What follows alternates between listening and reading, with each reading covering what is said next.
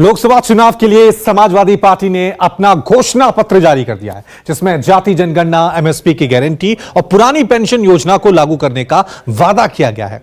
कांग्रेस ने समाजवादी पार्टी के घोषणा पत्र को आम जनता का घोषणा पत्र करार दिया और इसके जरिए यूपी में इंडिया अलायंस की जीत का दावा भी कर दिया।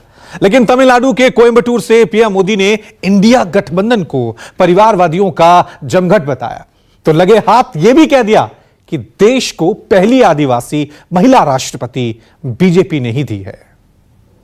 इस जनता के मांग पत्र में वो सबसे पहले संविधान बचाने का अधिकार, दुग्ध सहित सभी फसलों के लिए एमएसपी की गणना स्वामीनाथन फार्मूले के तहत हो, और जो फार्मूला दिया गया है C2 उसी के तहत किसानों को एमएसपी मिले। समाजवादी पार्टी घोषणा पत्र का हम स्वागत करते हैं। निश्चित तौर से उन्होंने जो भी बातें रखी होंगी, मैं समझता हूं कि आम जनता के हित की बात होगी, आम जनता जोड़े, क्योंकि समाजवादी संघर्ष से पैदा हुई पार्टी है, संघर्ष हमेशा करके आगे बढ़ी है। तो निश्चित तौर से मेरा मानना है कि वो जो उन्होंने घोषणा पत्र जारी किया है वो आम जन के हित के लिए होगा, आम समाज के लिए।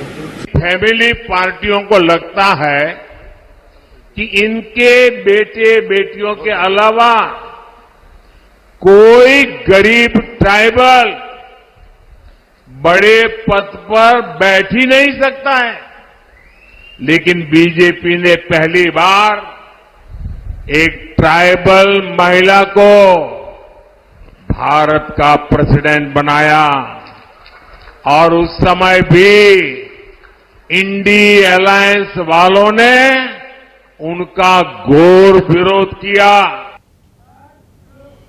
जम्मू कश्मीर के बीजेपी के अध्यक्ष रविंदर रैना ने कहा कि जल्द ही भारतीय जनता पार्टी कश्मीर घाटी की तीनों सीटों पर अपने उम्मीदवार उतारेगी और एक बार फिर भाजपा प्रचंड जीत हासिल करेगी। साथ ही उन्होंने कहा कि अगर पार्टी मुझे अनंतनाग राजौरी सीट से उम्मीदवार बनाती है तो मैं तैयार हूं, मैं पार्टी का सिपाही हूं। रविंदर रैना ने तमाम मुद्दों पर खास बातचीत की, सुनिए।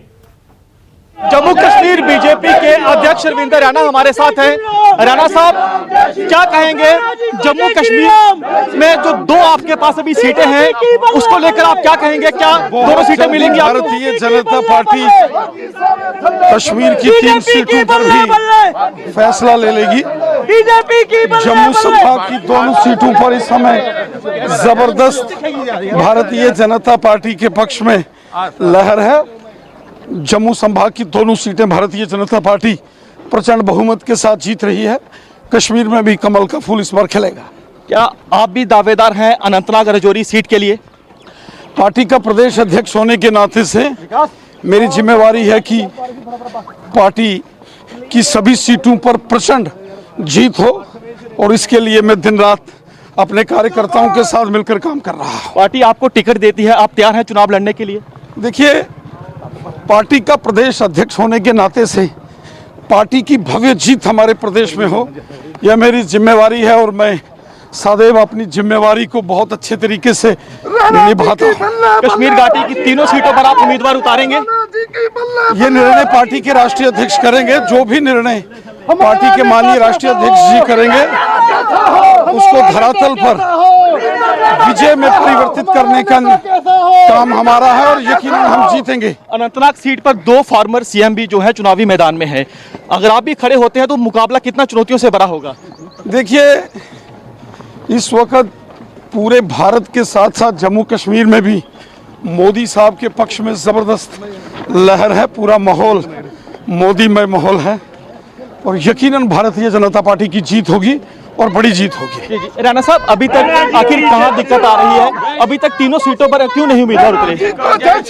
चूंकि कश्मीर का चुनाव जो है वो तीसरे और चौथे और 5वें चरण में है, तो अभी वहाँ समय है, और पहला और दूसरे फेज में जहाँ चुनाव है उसकी तैयारियां हो रही हैं, और